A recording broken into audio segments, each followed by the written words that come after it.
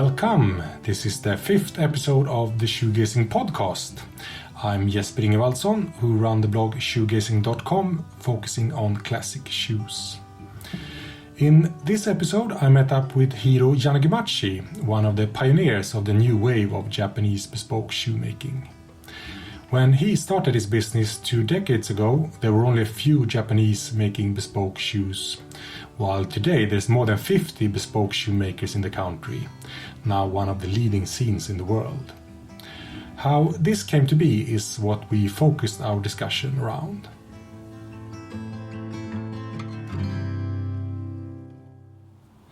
All right, Hiro Yanagimachi, welcome to the Shoegazing podcast. Thank you. Yeah, how are you? I'm fine. Yeah, good. I'm glad to welcome you again. Yeah, thank you. Yeah, I experienced my first typhoon here in Japan tonight. It was lots of rain. I see. It's too bad, but I think you enjoyed this experience too. Yeah, exactly. This I'd rather have this than an earthquake, I have to see. say. Yeah. So for you, the Hiro Yanagimachi workshop celebrates its 20 years birthday this year. Congratulations. Thank you very much. So today, would you say that you are where you hoped you would be when you started the workshop 20 years ago? I think actually I can say yes.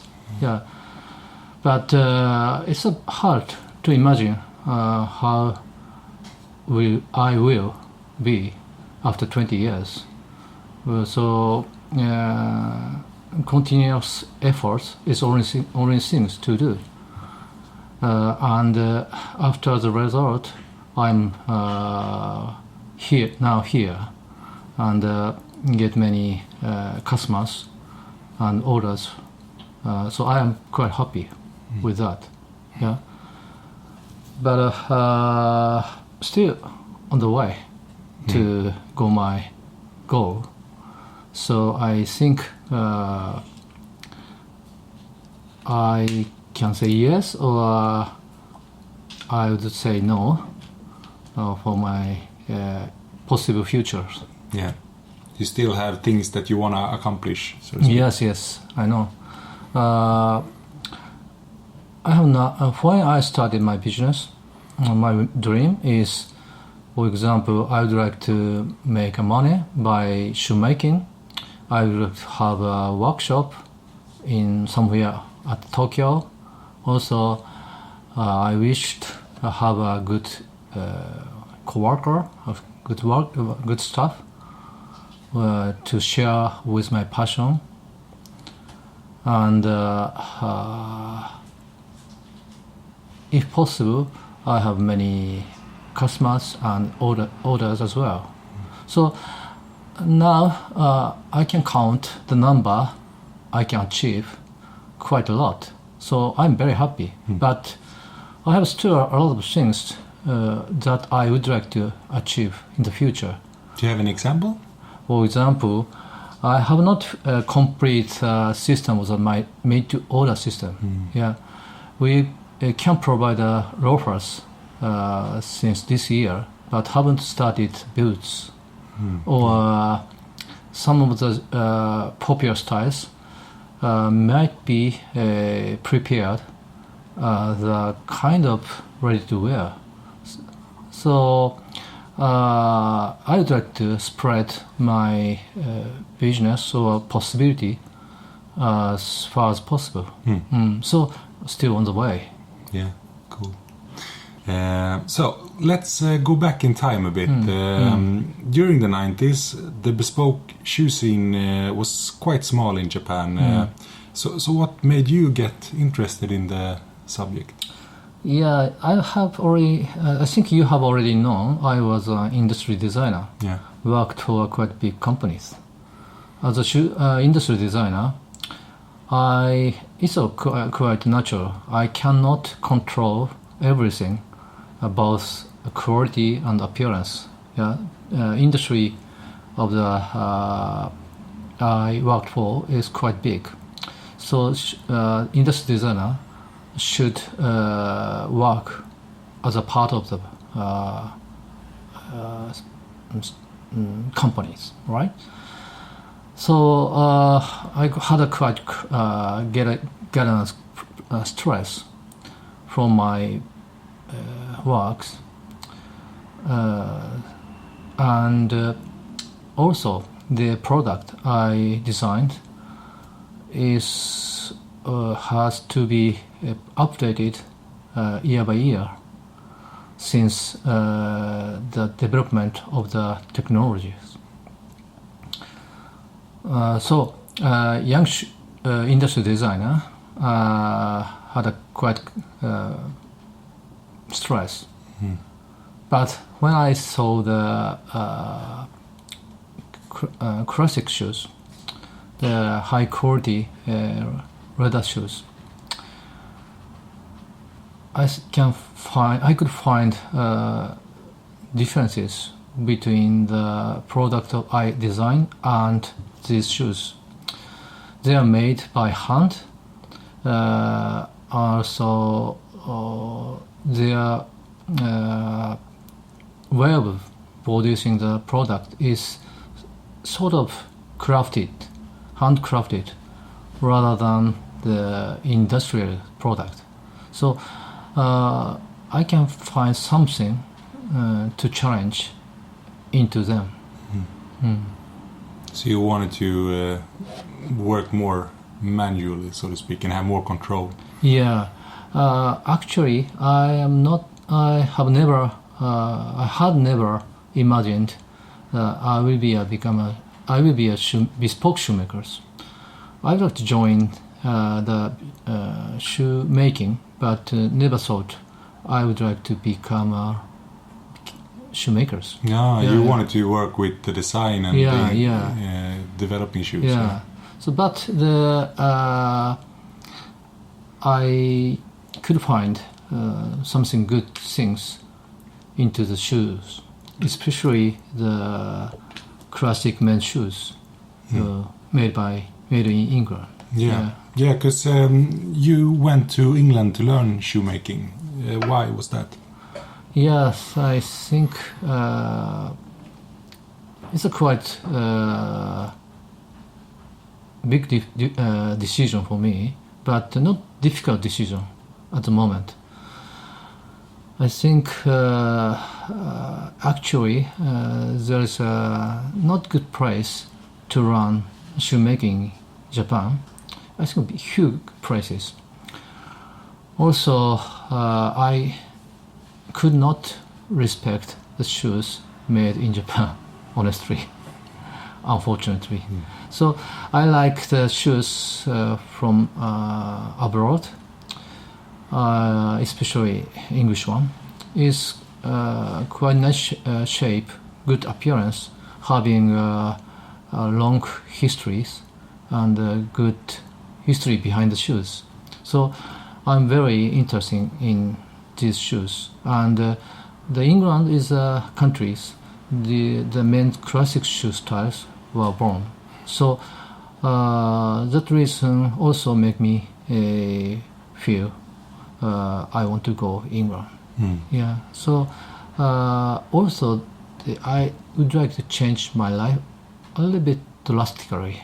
Yeah, since this decision is quite big one. Yeah. And then during your time in England, then that's when you started becoming more into bespoke shoemaking than you had planned from the beginning. Yeah, I had a chance to learn the bespoke shoemaking or hand-sewn welted shoes in the evening class at the college. So when I see the work, it's quite interesting for me. There is still alive this kind of works. So I'd like to challenge to learn as many as possible. So I try to get a chance to have a last making at John Love Jamming Street too. So fortunately I got that experience, but it's quite short period. I think it's a very, very important experience for me. Yeah. And then when you came back to set up your workshop 20 years ago, then what was the situation for bespoke shoemakers in Japan? I think some shoemakers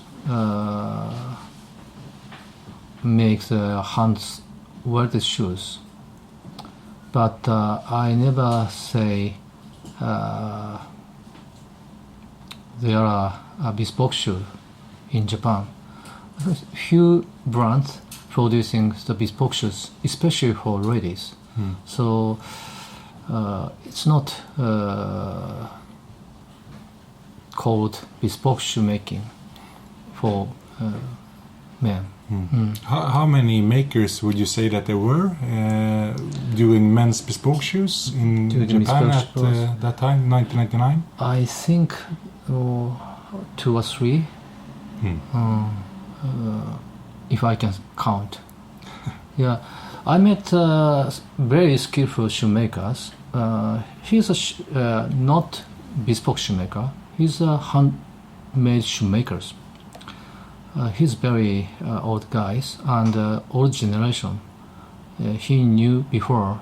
When he started his career, a lot of shoemakers have got their job to make hand welded shoes, but the order come from the store, and they make shoes. Even though bespoke shoes called bespoke shoes, the measurement had taken by the sales staff in the shoe store. All right. And using these informations, the shoemakers make the bespoke shoes. Okay. Yeah. But was this big there, or was it just that was around but not super huge? Yeah, not huge. And I've never heard. Other old shoe guys told me similar story too. But it's quite strange. I have never heard glass maker. Yeah, I used to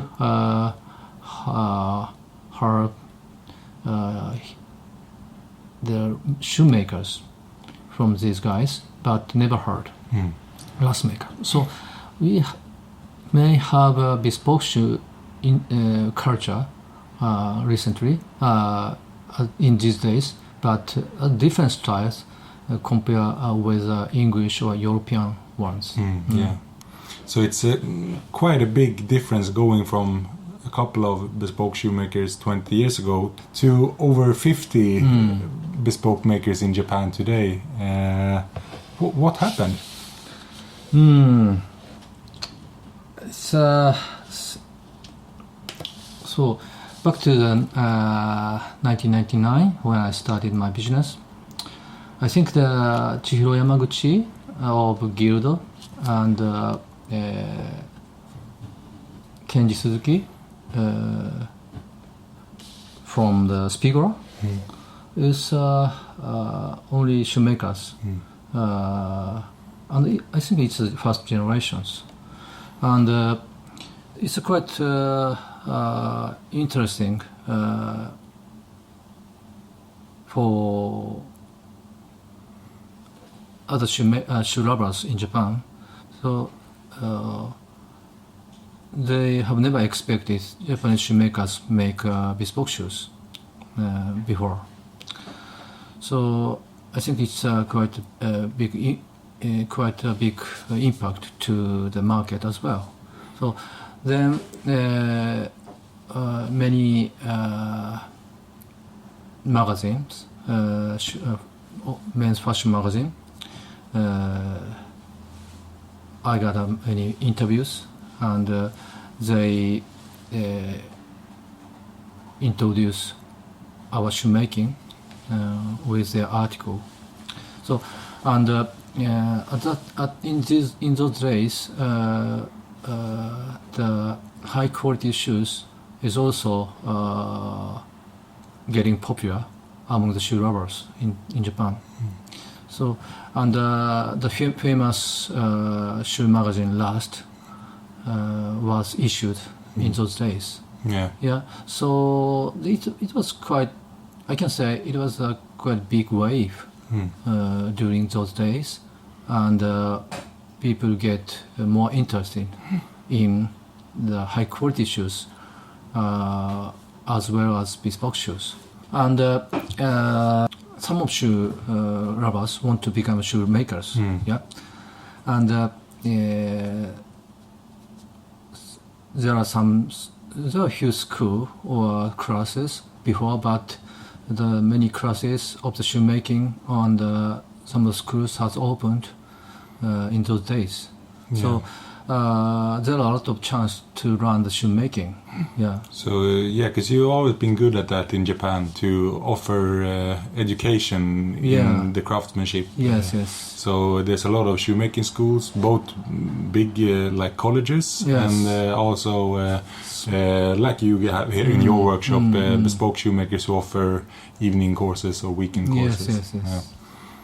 So it's would you say that it grew quite gradually from around the millennium, edge of the new millennium, and up to today, that it's been growing gradually? Yes. So I think in the beginning of the 2000, so some guys went to the abroad to learn the shoemaking in England, Italy, or France. And some guys stayed here in Tokyo or other place in Japan to learn shoemaking.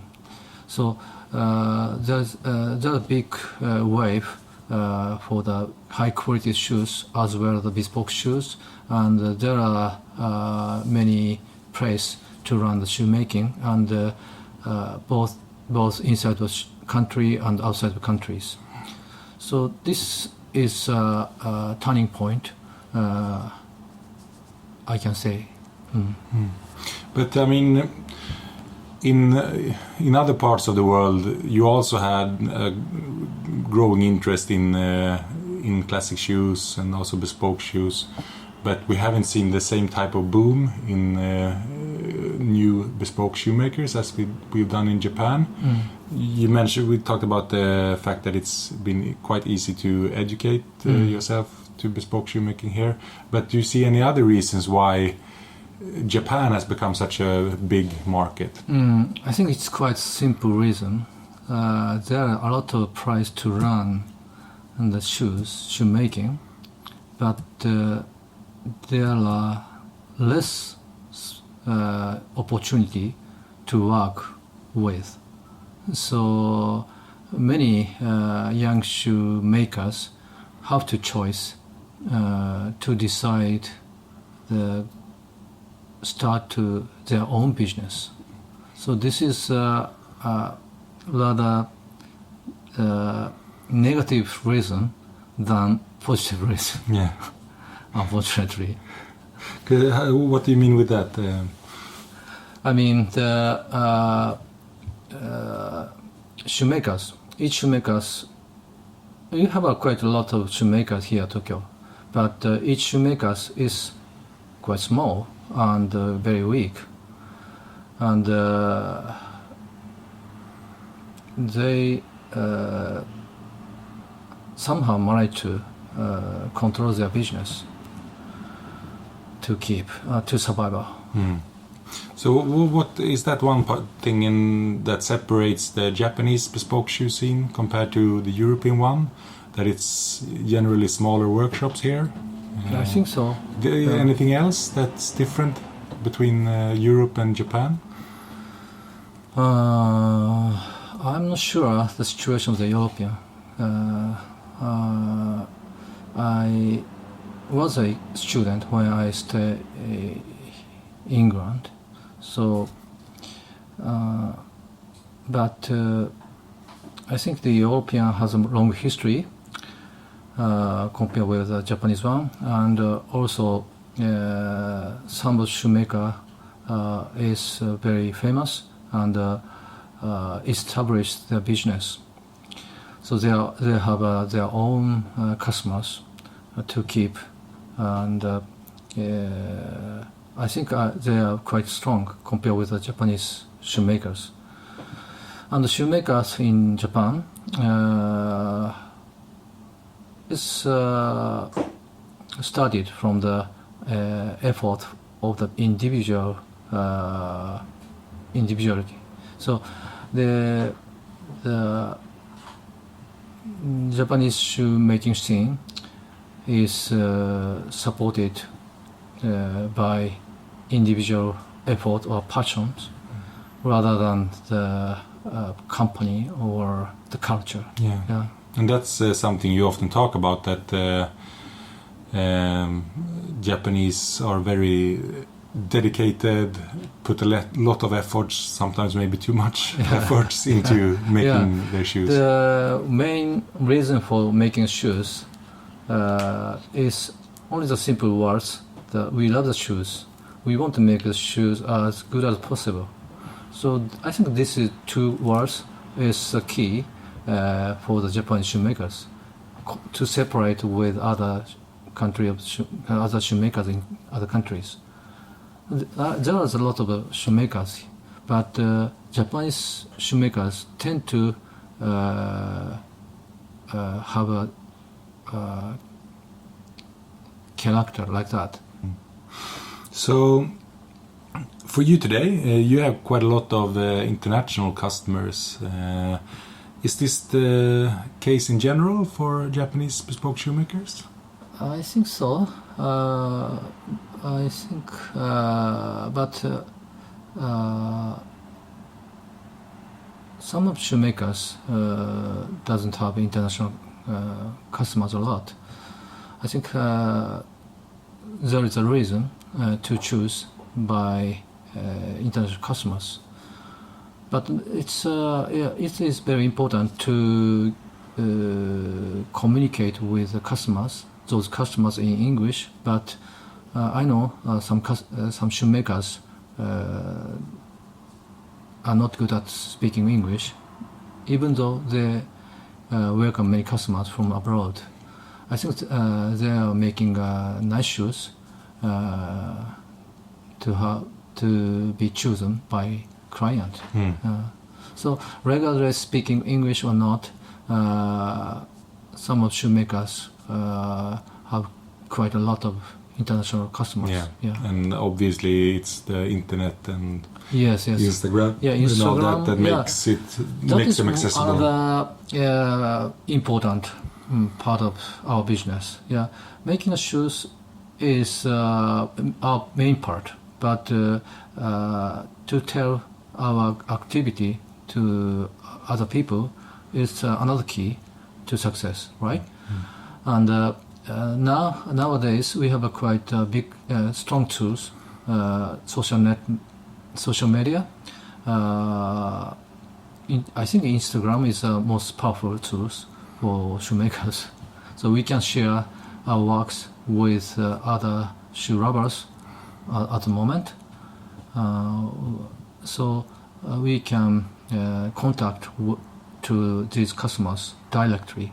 So I think Instagram or social media with iPhone or smartphone is very strong tools to help us to find a good customers. And it's often said that today there are too many bespoke shoemakers in Japan, that there's not enough customers for everyone. Would you say it's true? I think so, and it is not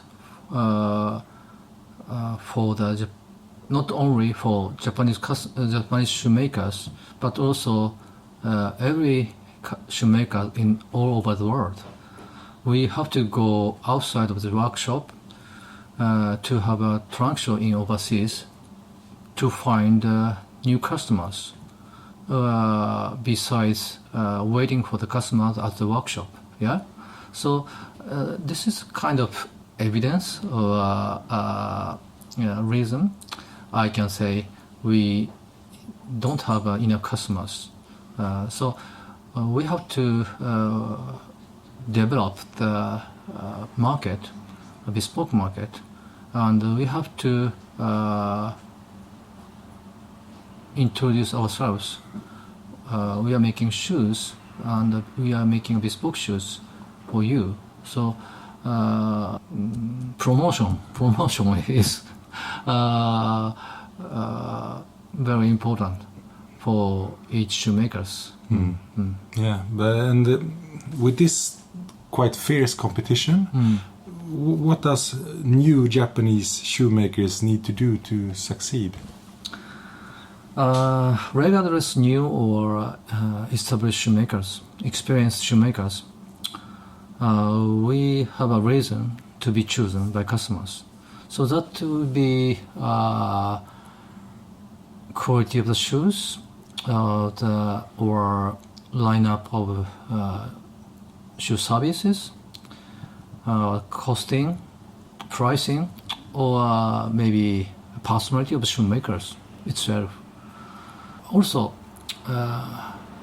we Japanese bespoke shoemaker tend to focus the detail of the shoes or technique of the shoes, especially at the stage of our career. Yeah? So I think it's good, but don't forget that seeing whole of shoe business. And we would like to check the quality of shoemaking, but at the same time we have to get a good balance between shoemaking and making shoes and selling the shoes as well. So I would like to say this kind of matters for young generation of the shoemakers. Focusing the shoemaking is important, but at the same time think about way of the business, and making and sales is a too big part of the business. So we have to take care of them. And where do you see the bespoke shoemaking scene in Japan in 5-10 years time? I hope we got more stability of the business, and I think we got more international customers. Also, the market, I hope, will be bigger. Yeah. And for realize these things, the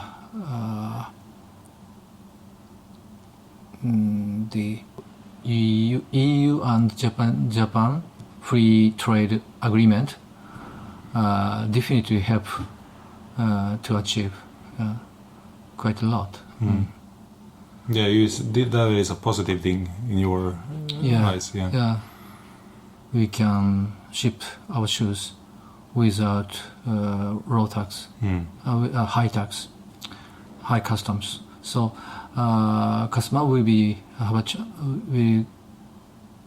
got a more chance to visit here Tokyo or Japan, or it is a good opportunity to have a transaction in overseas, in Europe. So I think more international customers, and also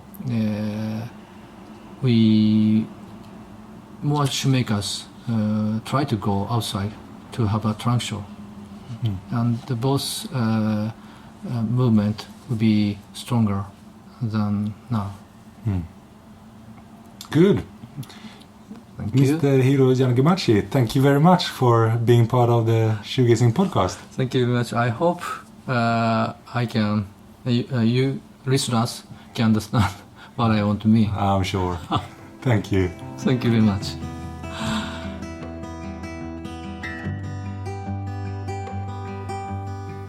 Thank you for listening in on this episode.